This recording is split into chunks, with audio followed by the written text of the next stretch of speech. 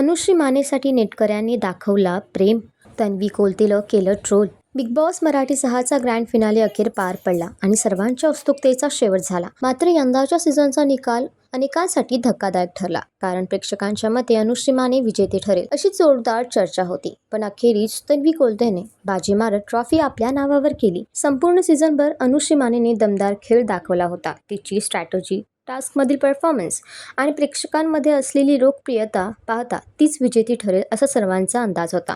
Social मीडियावर ही अनुश्रीच्या समर्थनार्थ मोठी लाट पाहायला मिळत होती.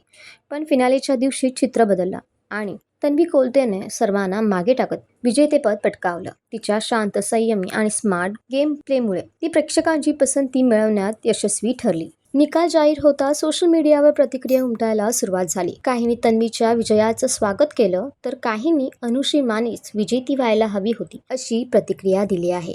या अनपेक्षित निकालामुळे बिग बॉस मराठी 6चा ग्रँड फिनाले अधिकच चर्चेत राहिला आहे. एकूणच या सीझनने प्रेक्षकांना भरभरून एंटरटेनमेंट दिलं आणि शेवटपर्यंत सस्पेन्स कायम ठेवला.